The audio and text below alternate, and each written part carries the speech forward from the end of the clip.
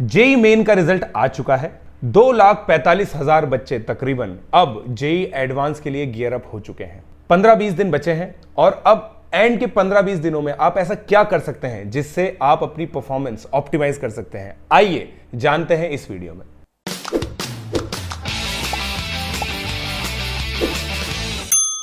Hello students, मेरा नाम है प्रशांत जैन और इस वीडियो में हम लोग लास्ट 15 डेज में जेई एडवांस में आप क्या कर सकते हैं जिससे आपकी परफॉर्मेंस ऑप्टिमाइज हो, इसके बारे में डिस्कशन करेंगे। इस वीडियो में मैं अपना खुद का पर्सनल एक्सपीरियंस शेयर करूंगा जो फॉलो करके मैंने AIR 42 2008 में पाई थी। सबसे पहले हम लोग ये डिस्कशन कर लेते हैं कि पेपर का पैटर्न क्या रहने वाला है। वैसे सारे बच्चों को पता है 9 से 12 और 2 से 5 ये दो पेपर्स होंगे। ऑनलाइन मोड में पेपर होगा। आप लोगों को सेंटर पे एक नोटपैड मिलेगा जिसमें आप रफ वर्क कर सकते हैं और आपको ये इंश्योर करना पड़ेगा कि आपकी जो मशीन है उसको आप अच्छे से देख लें कि वो अप एंड रनिंग है या नहीं है ढंग से। आपको कुछ भी दिक्कत आती है तो आपके सेंटर पे एक इन्विजिलेटर होगा जिससे आप इसका डिस्कशन कर सकते हैं। तो ये तो एग्जाम के बारे में बात हुई। अब हम लोग डिस्कशन करते हैं कि उससे पहले 14 डेज में हम लोग क्या करें। सबसे पहले हम लोग स्ट्रेंथ एंड वीकनेसेस के डिस्कशन करेंगे। देखिए, सबसे पहले पिछले 2 साल में अगर आपने प्रिपरेशन की है तो आपको अपनी स्ट्रेंथ और वीकनेस अब पता होगी। आप लोगों ने जहां पे आपको चीजें रटनी पड़ती है वहां पे शॉर्ट नोट्स बना लिए होंगे। जहां पे आप फॉर्मुलेस भूलते हैं वहां पे इंपॉर्टेंट फॉर्मुलेस की शीट भी होगी आपके पास। तो अगर ये कुछ चीजें आपके पास हैंडी है तो आपको बेनिफिट मिलेगा। अगर आपके पास ये चीजें हैंडी नहीं है तो मार्केट पे मिलता है short notes for inorganic chemistry, short note for physical chemistry, short note for mathematics, वो आप बाय कर सकते हैं। बट मेरा ओपिनियन यही है कि जो खुद के बनाए हुए शॉर्ट नोट्स होते हैं वो सबसे बेस्ट होते हैं। इन शॉर्ट नोट्स को आप लीजिए और इनको रिवाइज कीजिए। कोशिश कीजिए कि 14 डेज के अंदर आप जो सारे इंपॉर्टेंट पॉइंट्स हैं वो रिवाइज कर लें। ये चीज आपको ध्यान रखनी है कि इन 14 दिनों में आपको कोई सी भी नई चीज नहीं पढ़नी है। आपने जितनी मेहनत पिछले 2 साल में की है पढ़ने के लिए उससे ज्यादा आप लास्ट के 14 दिन में नहीं कर पाएंगे। तो इसका मतलब यह है कि जो भी चीजें आपने पढ़ रखी है उन्हीं को कंसोलिडेट कीजिए। नई कोई बुक मत उठाइए, नए प्रॉब्लम सेट मत कीजिए। उससे क्या होगा कि अगर मान लीजिए कोई भी नई प्रॉब्लम हुई और उसमें आप फंस गए तो आप डिमोटिवेट हो जाएंगे, आप टेंशन में आ जाएंगे कि भाई मुझसे चीजें नहीं हो रही है। तो कोशिश कीजिए कि कोई भी नई चीज प्रैक्टिस ना करें, कोई भी नया कॉन्सेप्ट पढ़ने की कोशिश ना करें। जो भी आपने पिछले 2 साल में पढ़ा है या पिछले 1 साल में पढ़ा है उसी को कंसोलिडेट करने की कोशिश करें।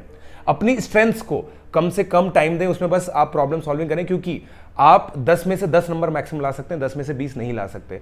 अपनी जो वीकनेसेस हैं उनको आप रिड्यूस करने की कोशिश कीजिए। अगर मान लीजिए आपकी वीकनेसेस में ऐसा एक क्वेश्चन आ जाता है जो बहुत ईजी है और आपका इस वजह से गलत हो गया क्योंकि आपने उसको देखते ही छोड़ दिया, तो ये गलत हो जाएगा। तो कोशिश कीजिए कि जो आपकी वीकनेसेस भी हैं उसके अंदर भी आप ऐसे क्वेश्चन तो अटेम्प्ट कर सके जो बहुत ज्यादा ईजी है या फिर फॉर्मुला बेस्ड है। सेकंड पॉइंट में डिस्कशन करूंगा इंपॉर्टेंट टॉपिक्स के रिवीजन का। अब देखिए क्या होता है कि जो फिजिक्स, केमिस्ट्री, मैथ्स है उसके अंदर सारे टॉपिक्स का इक्वल वेटेज नहीं होता। अगर मैं मैथमेटिक्स की बात करूं तो definite integration, application of derivatives, complex numbers, conic section, ये 4 ऐसी चीजें जिसमें से बल्क ऑफ द पेपर आता है। तो जब आपको पता है कि इससे बल्क ऑफ द पेपर आता है, 50% या 70% तक का पेपर इन चारों टॉपिक से आ जाता है। वेक्टर 3D भी अगर मैं मिला दूं तो ये 5 टॉपिक से मैक्सिमम क्वेश्चंस आते हैं। तो इसका मतलब क्या है? इसका मतलब ये है कि अगर ये 5 टॉपिक्स आपने बहुत अच्छे से रिवाइज कर रखे हैं तो आप 70% ऑफ द पेपर बहुत अच्छे से अटेम्प्ट कर पाएंगे। ऐसे ही हर एक सब्जेक्ट के अंदर ये लिस्ट होती है। अगर मैं फिजिक्स की बात करूं तो मैकेनिक्स का जो 11th में पार्ट होता है उसके अंदर रिजिड बॉडी डायनेमिक्स और काफ़ी इंपॉर्टेंट है, सेंटर ऑफ मास काफ़ी इंपॉर्टेंट है, electrostatics, electrodynamics, wave optics, geometrical optics. अगर मैं इनकी बात करूं ग्रेविटेशन, ये कुछ ऐसे टॉपिक्स है जो काफ़ी इंपॉर्टेंट है। इसकी लिस्ट आप स्क्रीन पे देख सकते हैं। ये टॉपिक्स आप प्रायोरिटी पे लेके रिवाइज कीजिए। अगर मैं फिजिकल केमिस्ट्री की बात करूं तो mole concept, atomic structure, electrochemistry, chemical kinetics, ये 4 काफ़ी इंपॉर्टेंट टॉपिक्स हैं। अगर मैं ऑर्गेनिक केमिस्ट्री की बात करूं तो GOC, general organic chemistry, reaction mechanisms, ये काफी इंपॉर्टेंट है। अगर मैं इनऑर्गेनिक केमिस्ट्री की बात करूं तो पी ब्लॉक एलिमेंट्स और नेम्ड रिएक्शंस जो होते हैं और प्रॉपर्टीज ऑफ एटम्स, ये काफी इंपॉर्टेंट माना जाता है। अब देखिए, आपने अपनी स्ट्रेंथ और वीकनेस जान ली और उन इंपॉर्टेंट टॉपिक से रिवीजन कर लिया है जिनका वेटेज बहुत ज्यादा है। अब आपको अपनी स्ट्रेटेजी को टेस्ट करने की जरूरत है। इसका मतलब यह है कि आपको काफी सारे मॉक टेस्ट देने की जरूरत है। मेरा ये ओपिनियन है कि अगले 14 दिनों में मिनिमम 5 मॉक टेस्ट आपको फुल सिलेबस देने चाहिए उसी टाइम पे जब एक्चुअल पेपर होता है, मतलब 9 से 12 और 2 से 5। इसमें आपको पेपर की प्रैक्टिस करनी चाहिए। क्या होता है कि 9 से 12 वाला जो पेपर होता है ये उन बच्चों का खराब जाता है जिनको देर रात तक सोने की आदत नहीं होती है, मतलब वो बहुत ज्यादा लेट सोते हैं, सुबह उठने में उनको दिक्कत आती है और सुबह वो स्लीपी फील करते हैं। 9 से 12 2 से 5 वाला पेपर उन बच्चों का खराब जाता है जिनको दिन में सोने की आदत है। तो ये एक बहुत इंपॉर्टेंट चीज है जो मैंने अपने पर्सनल एक्सपीरियंस से देखी है। मेरा खुद का जब IIT JEE 2008 मैंने दिया था तो पेपर 2 रिलेटिवली खराब गया था क्योंकि मेरी दिन में सोने की आदत थी और मुझे किसी ने नहीं बताया था कि आपको दिन में सोना नहीं चाहिए। तो ये चीज आप अच्छे से ध्यान रखें और इसको इंप्लीमेंट करें मॉक पेपर्स के अंदर। 9 से 12 2 से 5 में जो भी आपकी स्ट्रैटेजी रहती है, जैसे मान लीजिए आप केमिस्ट्री पहले इंप्लीमेंट करते हैं, फिर फिजिक्स अटेम्प्ट करते हैं, फिर मैथमेटिक्स अटेम्प्ट करते हैं, तो ये जो स्ट्रैटेजी आप फॉलो कीजिए पांचों टेस्ट पेपर में और वही इवेंचुअली JEE एडवांस के पेपर में आप फॉलो कीजिए। मॉक टेस्ट पेपर्स के साथ साथ आप प्रीवियस ईयर प्रॉब्लम्स भी सॉल्व कर सकते हैं। JEE 2013 से JEE एडवांस के फॉर्म में हो रहा है, 2013 से लेकर 2018 तक के सारे पेपर सॉल्व कीजिए। 2018 का पेपर आप लोग ऑफलाइन मोड में कर सकते हैं और ऑनलाइन में भी कुछ एप्लीकेशंस पे अवेलेबल है, तो आप ऑनलाइन भी पेपर कर सकते हैं। नेक्स्ट हम लोग बात करेंगे 9 से 12 2 से 5 ये जो 2 पेपर होते हैं, इसमें आपकी पेपर के प्रति क्या अटेम्प्टिंग स्ट्रैटेजी होनी चाहिए। अब देखिए, जो पिछले सालों के एनालिसिस देखे हैं मैंने, उसमें तकरीबन 40% पेपर इजी आता है, 20 से 25% पेपर मीडियम आता है और 30 से 35% पेपर डिफिकल्ट आता है। इसका मतलब 40% पेपर ऐसा है जो आप लोग चूज करके सही कर सकते हो। इसमें आपको प्रैक्टिस करनी है कि कोई सा भी इजी क्वेश्चन आपका नहीं छूटना चाहिए।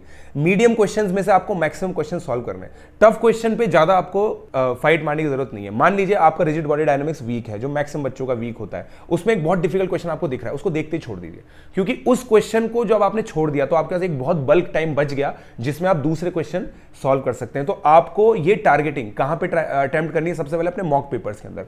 अगर आपने सारे इजी क्वेश्चन सॉल्व कर लिए, उनके मार्क्स ले आए आप लोग, और अगर आपने मीडियम में 10% मतलब 20% का पेपर आता है, उसमें से 10% आपने सही कर लिया, इसका मतलब यह है कि 50% पेपर आपने कॉन्फिडेंटली सॉल्व कर लिया। और मैं आपको बता दूं, अगर 50% में से आपका 45% भी स्कोर आ गया तो आपकी बहुत अच्छी रैंक JEE एडवांस के अंदर आ जाएगी। तो अगर आपने केवल टारगेटिंग करके अपना टाइम मैनेजमेंट कर लिया तो इससे आपको बहुत अच्छा बेनिफिट हो जाएगा। नेक्स्ट मैं बात करूंगा टेम्परामेंट की। टेम्परामेंट एक ऐसी चीज है जो आपको डिफिकल्ट पेपर आने से, आपकी परफॉर्मेंस गिरने से बचाएगा। मतलब इसका यह है कि कभी कभी ऐसा होता है कि मान लीजिए फिजिकल केमिस्ट्री आपकी वीक है और बहुत ज्यादा डिफिकल्ट आ गई तो आप नर्वस हो जाते हैं।